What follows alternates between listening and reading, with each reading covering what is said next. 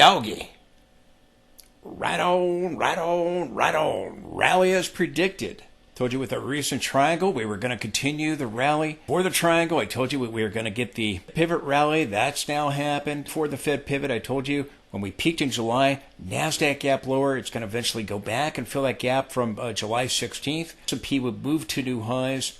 Predicted downturn in July, the downturn in August. Continue to, the S&P is going to go make new highs. It is doing that. Likely going to form a top very soon. Because I'm predicting top, a reversal, likely ushering in the bear market. That's what I believe is likely to happen. People don't hear the part about the rally to new all-time highs.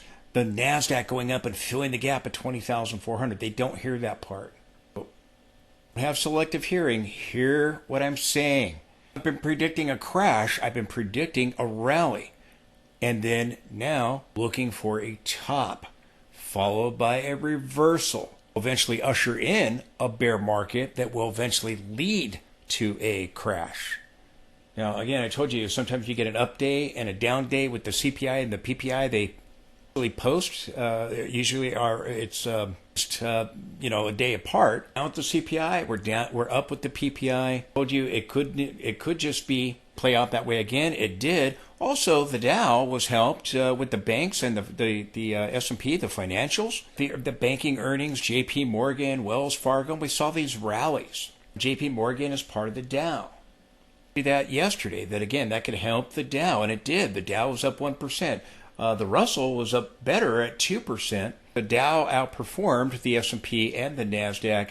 NASDAQ's about to fill that gap. It hasn't done it yet. We'll be talking more about that. The Dow up 1%, up 410 points. The S&P up nearly 35 points, up 0.61%, above 5,800. Again, as predicted, target level for the S&P is between 5,750 and 6,000. I don't know that we make it all the way to 6,000. I could see 58 or 5,900 area completing our divergences in the daily time frame. Maybe we make it up to 6,000.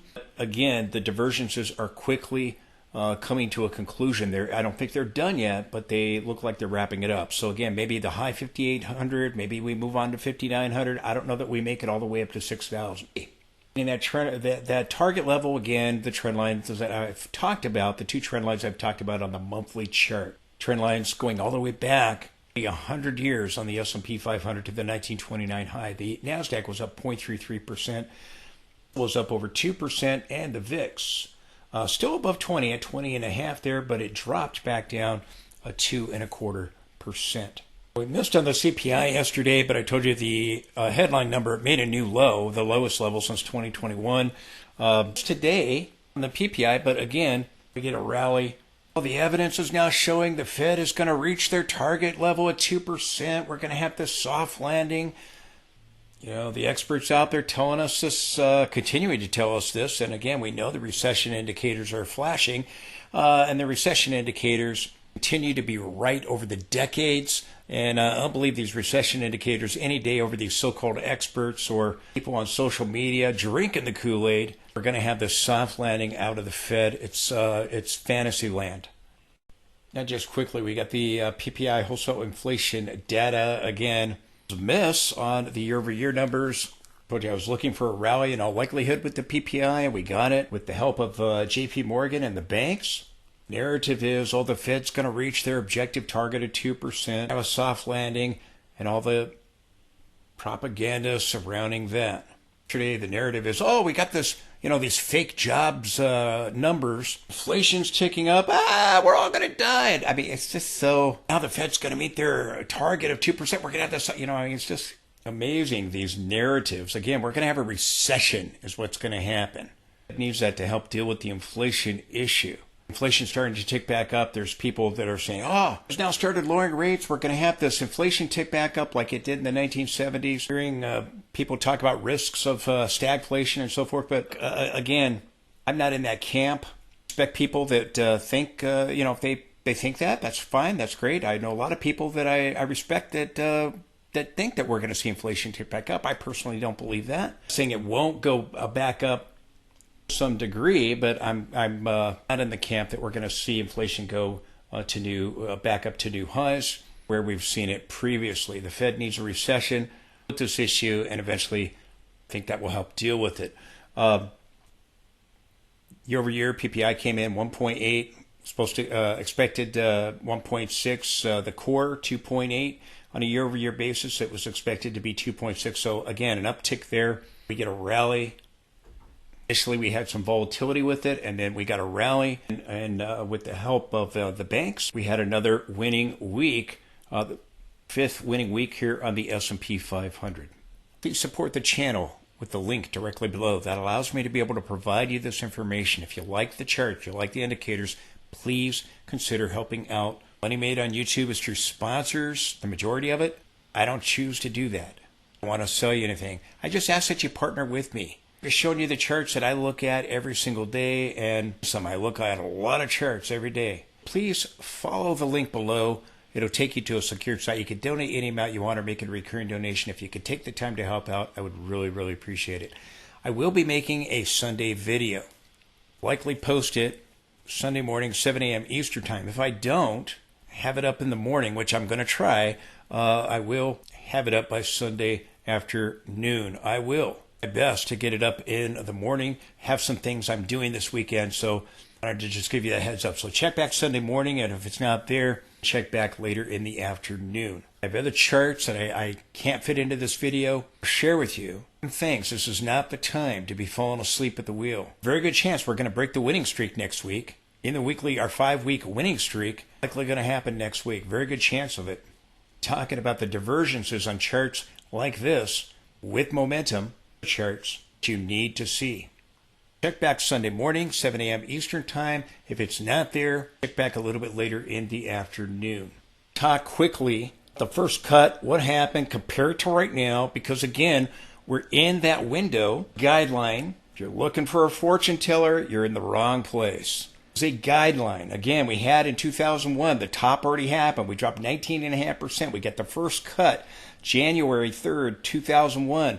We had a Fed pivot rally. Historically, that's what happened. But the market had already peaked, and we rallied for 19 sessions. We were already below the 200. The 50 had already crossed below the 200, and we got, counter trend rally after the final exit point over here after this double top with the lower high.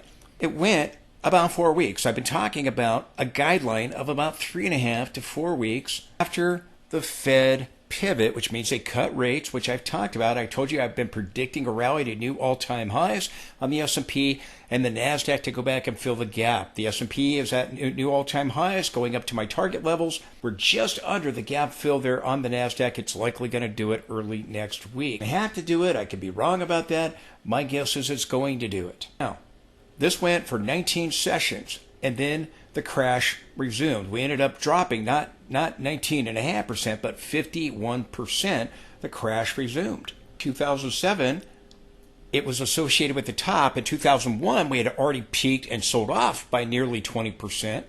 Again, we got the Fed cut, rallied for 17 sessions, is what we're at right now. Got a topping tail, and that session was the reversal bar. Get that yet today anyways. I was watching to see if we get a reversal at a strong close. There was no topping tail. We may have a reversal and can continue. Again, it's a guideline. I'm coupling that with other things. You're hearing me say the market's going to peak October 11th at 11:03 a.m. or October 12th at 10:11 a.m. Listening to what I'm saying. It's a guideline. Yes, I'm looking for a top. Could it be very similar to this? You betcha. Do I think so? Yeah. It peaked today, possibly, if we start a reversal early next week. But again, divergences could still be under construction in the daily time frame. Time is short. It is a guideline. It happened in 2007, and it is absolutely amazing. I've been talking about this bizarre relationship between the 2007 top and right now in 2024. It is amazing. Again, we had the sell-off ahead of the July top. They both peaked on the same day on July 16th. They both sold off right now in 2024. Here in 2007, they both sold off to the August low. They both had the rate cut on the same day. The Fed started the first rate cut. They both rallied to new highs. Here we peaked on October 11th. Could we have peaked today? Maybe if we start a reversal. The charts, you can decide for yourself. See what happens next week. My guess is Versions are likely still under construction. Am looking for a top. Again, up here in October or even on October 11, then the freak show continues. Pretty amazing. This is pretty bizarre. Price action looks very, very similar. And it also, our current price action looks very similar to the 2022 peak. Talked about the rising wedge, but it does look very, very similar. Again,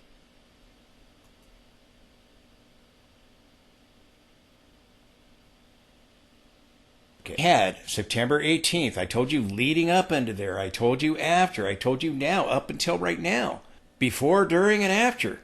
We're going to rally to new all-time highs. Historically, is the case as far as a rally with the Fed. We were so close to highs still after the July sell-off, after the August sell-off that got the higher low. I've been telling you, I think we're going to see something very similar to 2007. That has now happened. Have to play out the exact same way? Well, maybe, but it doesn't have to play out the same way. It's a guideline. The Fed pivot here. I predicted we get 0.5%. We got it. It's being called into question because of the fake jobs numbers that we recently got because we're right before an election. On the inflation data, the Fed's making a mistake. The Fed is up having to lower rates more eventually because of the coming recession. When you drink the Kool-Aid with the soft landing nonsense, and again, it's like 1995, 1996, the Fed rates a little bit. It was part of a larger cycle up to the peak in 2001. In 1995, 1996, market cap to GDP wasn't even over 100 yet. The recession indicators were not flashing. So again, all this poppycock about, it's a soft landing, part of a different cycle. And they didn't lower rates down to nothing, drop them dramatically to new lows as they did with other cycles. People like to, drink the Kool-Aid. Here we have the market cap to GDP at nearly 200, near the highest levels in history. The market is so overvalued. 1995, it wasn't even at 100. It was not overvalued until we start breaking 100. It finally peaked in 2000 when we hit 150%. And we got the bursting of the tech bubble. I like to make these comparisons. We can live in fantasy land and say we get these soft landings, which is a bunch of fairy tales, okay? Nevertheless, I digress. Again, we had the Fed cut here. Again, I talked about this week, we got up to session 12. I told you, I'm looking at this. Again, 2001, 19 sessions. Market had already peaked, but we got a rally, a Fed pivot rally. It lasted for 19 sessions, and then we resumed the crash. The market had already peaked. 2007, we just saw the charts. Market rallied to a new high with the Fed pivot. Went on for 17 sessions, which is what we hit today. And then the market peaked and reversed and began 20.5% crash and ushered in the market and ended up crashing 58%. We don't have bear markets anymore. You got a lot of people walking around that have never seen a bear market because the Fed has blown this bubble so big. We're probably going to get a doozy of a bear market because the Fed meddling with the markets with their QE, infinity and beyond, and their rounds of QE and lowering rates to nothing. Fed policies lead to negative outcomes. Period. Nevertheless, I digress again. To session 12 last week, we're at session 17. I told you 3.5, 4 weeks or so, we could see 19th session. We could see something very similar previously happened. Again, this is a guideline. I think we could top out surrounding this guideline. You betcha. Have to? No, we don't. Please listen to what I'm saying carefully. It is a guideline. We can go a little bit longer. Not make it to day 19. We made peak on day 18 on Monday and start a reversal. Go past it. I'm telling you what has happened in history, and I've been having some fun going T-7, T-6, T-5. I did the countdown. Having some fun with it. But again, we're basing rally on history. Hey, that's what happened with the Fed pivot. Also been terminated shortly thereafter, about 3.5 to 4 weeks after. Probably we'll see something very similar to that. Rally continues on into next week. NASDAQ did not fill the gap. We came within striking distance of it. We're less than 100 points away. It closed at the intraday high was 20,313. The gap fills at 20,398. Says we're going to fill the gap. Do we have to? No. We can start a reversal to fill the gap. Do I think we will? Yes, I do. This can go on a little bit more. Could I be wrong about that? Sure. If we start a reversal. Looking for clues just like you, but again, I'm looking at trend lines, I'm looking at the divergences. I have divergences that are nearly complete in the time frame. Maybe they're done. Looking for clues as we go into next week. The rally has happened as we predicted. Now I'm looking for the top. I'll be looking for a reversal to usher in all likelihood, a bear market. Here we are, day 17. We'll be watching come Tuesday by day 19. T-2, T-1. Blast off. Wow. Do I think the top is in yet? You know, very few people will tell you what they think. Most people tell you about a move after it's already happened. I call the top. I was telling you on NASDAQ right here, I was warning you as we were rallying into it, exactly what I was looking for. And I was watching this divergence. We talked about it back at the time. Predicting a peak that week, peaked on July 10th. I told you on the July 11th, the very next day, I believe that the peak was on July 10th. On July 10th, I thought it was the peak, but I needed to see part of a reversal for this divergence to play out. That's exactly what happened. Most people tell you things after they've already happened. Few have the guts to tell you about something before it happens. I'm telling you, same thing I told you over here. Again, do I think we're going to move to a new high? No. Do I think S&P was going to move to a new high? Yes. I told you the jury was out on the Dow. It could peak before the S&P, but then I told you earlier in the week, again, I thought a divergence would develop on the Dow. I tell you exactly what I think. Very few people will do that. I'm telling you, again, over here, I told you, hey, I think we're going to bottom with the inflation data. We're going to come up and break this trend line. With the Fed, we tried to get above it. It failed. Do what? We're still going to get a Fed pivot rally. I believe that. Bitcoin had already broken out above it, and the NASDAQ did it right after. Rallied up here. We came up here. We still didn't fill the gap, and we started, I told you right here, indicators were warning with the divergences that we were going to turn down. P went back to support, breaking out above the July high. We haven't done that with NASDAQ. I don't think we're going to. And I told you about the bull flag. And I told you again, a continuation pattern. P formed the triangle. It's likely going to carry us to fill this gap, and NASDAQ's going to go fill the gap. S&P is going to make more new all-time highs. Predicting come back up and fill this gap because of the gap over here. When we gapped down on the 16th, S&P predicted the sell-off. I told you we were going to see the S&P go make a new high, and NASDAQ eventually come back and fill that gap. Thought an ABC move was under construction. So even as I told you, leading up into the top over here, again, I think we're going to form this divergence. I think a top's going to develop. I'm telling you the same thing here with all of this. Again, we had the August sell-off. I told you again in September, I'm looking for this rally. Predicted the trend line would break, predicted the bull flag would break out, and we'd still come up here. Everything I've talked about has now happened. Here we are. So now what am I doing? I'm looking for a top. I think we can form a divergence here in the most recent price action. We already are, actually. If you look at it, we've inched up to a new intraday high today. We're forming a divergence here with this previous peak right here and on the daily signals like the MACD. Forming a divergence over here with the MACD right here in the 60-minute time frame. Still may not be done yet, or we still may just, turn back up and go higher than the peak over here and start a brand new divergence after that. But I'm looking for a top. That could very well happen Monday or Tuesday.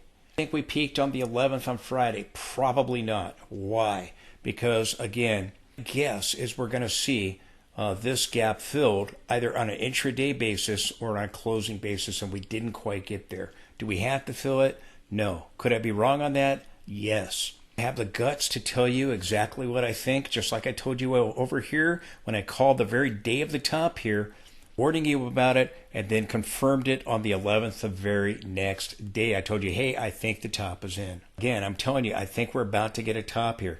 Could that come next week? Yeah. Go up and fill the gap, and then the market's going to sell off. We're moving into earnings season now. We could have uncertainty surrounding the presidential election. We often see that just before a presidential election, the weeks leading into the presidential election, like in 2016. There are a lot of examples, but that's just one. Be uncertainty surrounding that. Tensions in the Middle East. We know that Israel is saying that they're going to respond to Iran's missile attack from October 1st. See the NASDAQ fill the gap. We could see the S&P peak. We could see a peak next week.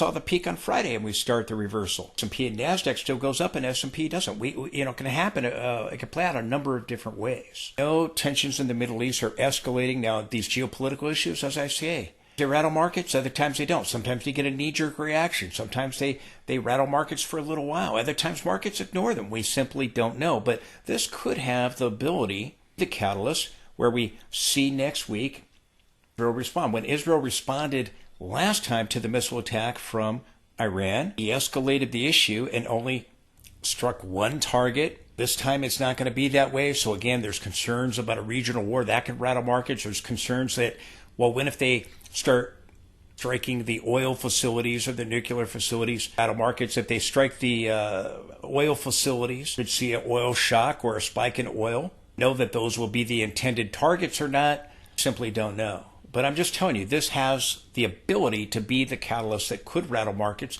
or, for the short term, be a knee-jerk reaction to it. The markets could have some volatility surrounding it for a little while if there is a spike in oil prices. NASDAQ still has, again, the gap that it could fill. It could do it on a closing basis. It can do it on intraday basis. Have to do it at all. My guess is that it will. We still have the divergences. Peak over here was 64, about 64 and a half. The peak right here so far, we've had this peak at 62 and a half, and right now we're at 62.21. So we still have a divergence. We just moved to a new extreme. Yeah, I have to form a divergence. We moved to an extreme down here, as I've talked about. You may spike up and then start a reversal. You may see a topping tail come Monday. But right now, that completes this divergence. And we again, topping tail, the RSI, it doesn't look at the topping tail, it looks at the close. A new extreme or whether a divergence, we'll see. We got a divergence going on here with the MACD. It's likely going to complete early next week. Did we top on the 17th as we did, or I'm sorry, on the 11th as we did back in 2007? My guess is we probably didn't. I think we'll fill the gap. Be wrong? You betcha. Just my opinion. By the way, I think NVIDIA, which was pretty much flat there on Friday, again, the RSI is moving higher. This is going to get a lower high. I told you I could be wrong. We can get a slightly higher high, but I am looking for a double top on NVIDIA. When Bitcoin formed the double top, it got a lower high there back in after the March peak there. See the same thing on NVIDIA. I'm looking for a lower high on the NASDAQ as well. I was looking for a higher high on the S&P. Going back to the NASDAQ, again, we've got divergences forming. I showed you the RSI. I showed you the MACD. Here's momentum. I think this is likely going to finish early next week. We're going to fill that gap. Maybe we close above the gap and we close strong.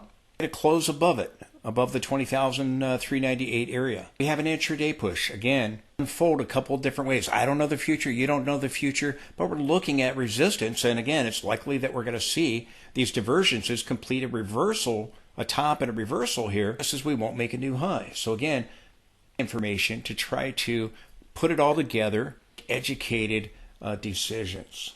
I told you before at the extreme, again, we got that black candlestick. We started to sell off. I thought we'd move back up. We did. Bull flag. We got the triangle on the S&P. Everything playing out as predicted. Still think we fill that gap. I want to continue to remind you. I told you I've been watching this 13 count. I warned you before it happened. I warned you when it happened yesterday on Thursday. Completed. Sometimes you get a 13 count. That marks a turn. Other times you go a little higher. I think we go a little higher. I still think we fill the gap here at the 20,400 area. On a closing basis, intraday basis, whatever, I think we do it. I think we do it early next week. I think we see the start of a reversal. I think we'll break the winning streak in the market on the S&P, 5-week winning streak we have on the S&P 500. Now, again, these counts, the 9 counts, the 13 counts, they show price exhaustion. But this, again, this was a 9-9 reversal. It played out to leading to a nearly 16% decline. This peak over here, again, also used it to try to determine short-term price fluctuations. It was correct as well. And again, we had the divergences that had developed there in August. And sure enough, we sold off just as we expecting a bottom with this bar with the jobs report sell off, the bullish insight day, and we talked about all of that. Now we get the 13 count. I think we overthrow it. Here, again, when I called the top on July 10th, I was warning you that a 13 count was setting up. This one only gave us a pullback. I told you this would give us a 9-9 that would be a reversal. We hit that upper Bollinger Band on NASDAQ. And by the way, the S&P tested it today. The upper Bollinger Band, I'll show you the chart. Tagged it right on the nose. We'll see if we try to get a close above it there. We ended up close. I didn't look at the close yet. We closed above it. We tagged it and then retreated. So anyways, this marked the very day of the top. Here, we got the 9 count. We went a little bit higher, and then we got the sell-off. And I think you get a 13 count, we can go a little bit higher. It's either going to give us a trend extension, a pullback and a trend extension, or it's going to give us a reversal and we go a little higher or we turn with it. My guess is we're going to go a little bit higher and then we're going to turn, and I think this is going to happen. Being told, just as we were told with the July self, no possible way that can happen. And again, over here, because of this gap right here, when I told you, hey, the market peaked right here, NASDAQ peaked, I told you S&P is going to go make a higher high. We're going to rebound back upward. They're going to diverge. It's exactly what happened. But when we gapped down, when S&P peaked, it gapped down. We got this gap on NASDAQ. I told you eventually we're going to go fill that gap. I've been telling you, S&P is going to make new highs. It is. NASDAQs will eventually come back and fill this gap. It is. There yet, but again, we're within striking distance. So everything playing out as predicted and as expected. I think the rally will come to a conclusion here very, very soon. Now, I think that's likely going to be next week. In my opinion, I think you got a pretty good shot that we rally Monday or Tuesday and then start turning. Maybe that's with Netflix earnings next week. Maybe it's with tensions in the Middle East heating up, an oil shock because of tensions in the Middle East. Who knows? But I'm telling you, again, there's a very high probability that's going to be the catalyst, as I told you, right after the missile strike with Iran, that it was likely going to be. See Israel respond after Yom Kippur, which is this weekend. Maybe I'm wrong. Maybe it happens sooner, but I have the guts to tell you what I think. It'll probably be next week. Wrong? Yep, I could be wrong. 13 countdown sell signal, I think it wraps up probably by next week. If tensions in the Middle East happen sooner, then maybe I'm wrong. Maybe we don't fill the gap. My guess is we're going to fill the gap, and then I think we're going to see, in all likelihood, tensions heat up in the Middle East. I think that will rattle the market. I think that will happen next week. Be surprised to see it. Tuesday, Wednesday, Thursday, wouldn't be surprised to see that. Maybe Tuesday evening. I think you got maybe 1 or 2 more days, Monday or Tuesday. I think you got 1 or 2 more days here. And again, I'm just telling you what I think. We could go longer, but I'm telling you what I think. I think that, again, those divergences in the daily time frame could be done by Monday or Tuesday. Now, again, we've got these divergences under construction for the S&P 500. Again, here the RSI, it's at 64 and some change. Over here it was at 66, so you still have those diversions. Maybe it makes a new extreme. Like we made the new extreme down here at the bottom. Maybe the diversions completes. We'll see. But again, likely forming the diversions here on the MACD. It's still got the lower high. Still got a lower high here, but I'm just, sometimes RSI moves to a new extreme. Don't get a divergence on it. It doesn't matter. Other indicators are forming divergences, but right now you got it. You got it here on the MACD. And again, I think it's likely to complete. Now, again, I've been talking about the upper boundary of the trend line there for the channel in the weekly time frame as being a target. I've been talking about the trend line in the monthly time frame. I've been talking about this upper boundary right here. Well, we came to just under this level. Maybe we overthrow it. Rising wedges oftentimes get an overthrow. I talked about the triangle developing here. We're predicting a breakout above this level. We had the Fed meeting. We came above it. We pulled back, well, immediately pulled back to it, rallied, came back to it again. Told you again, I expected that a triangle was developing. I was correct. We got the breakout, and I told you I was looking for a move up here. And again, may go a little higher, may even overthrow it, may redefine the upper boundary here. That's often the case. But I'll be watching this MACD closely to see if a divergence develops and maybe it completes on the RSI. Currently, it is in play, but we still might move to a new extreme, forming a rising wedge very similar to what we had in 2022. And again, very, very similar to the price action in 2007 with the July peak, the August low, and things moving to new highs, but very similar to this over here. I mean, the sell-off ahead of it, rising wedge had formed, the lower high that developed before we moved to a new high, very similar to what we have right here. Even the RSI looks very, very similar. Again, the lower high, the higher high, the lower high, the higher high, the diversions forming here, the diversions that formed here in the most recent price action, the larger diversions that developed, very, very similar. It looks familiar. It does to me.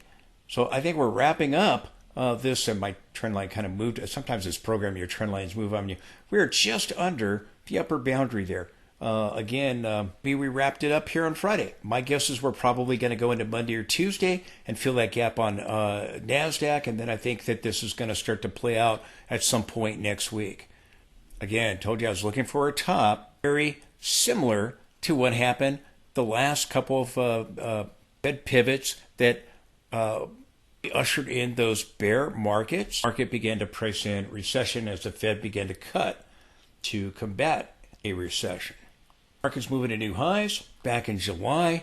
Very, very complacent. And they talking about, hey, I'm looking for a top, and look at these divergences, and look at the weekly charts, and you start saying things like that. People start throwing mud complacency, and then they get blindsided. I've been predicting a rally, also predicting it's going to end and we're going to get a top. People extremely complacent when you're getting new all-time highs. What I've been predicting, and again, these moves up and down. Indicators have been doing a really good job of knowing these turns. They really have. I think it's about to come to a conclusion here, and we're going to actually see a change in the longer-term trend direction.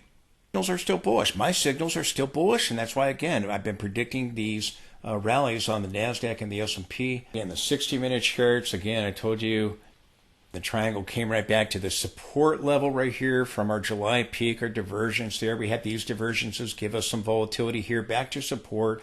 I told you I still thought we were going up here. We're just under that level. We're just under the trend line from the channel in the weekly time frame. We'll probably go a little higher. I think we're going to turn. Markets start getting rattled. Tensions heat up in the Middle East sooner rather than later. Then maybe I'm wrong, and we start a reversal. The freak show with 2007. They both in on the same day, like they did in July, on July 16th. Talk about that. Again, my guess is we go a little bit higher. I am using that as a guideline with many, many other things. Well, diversions developing right now. Maybe if we move to an extreme and it's not quite done. Maybe we, like I said, overthrow the upper boundary of the rising wedge here. There's a triangle I talked about. Again, key support. Bounced off the support and resistance line right here. Got back above the cloud, and again, trying to form a divergence here in the 60-minute time frame. We're doing the same thing. Indicators in the daily time frame. Again, we'll see if we get a little bit more upside or not, but again, we are looking for topping process and then eventually a reversal. As we probably have a little more upside based on what I'm seeing with the NASDAQ. Very open-minded because I am looking for a top.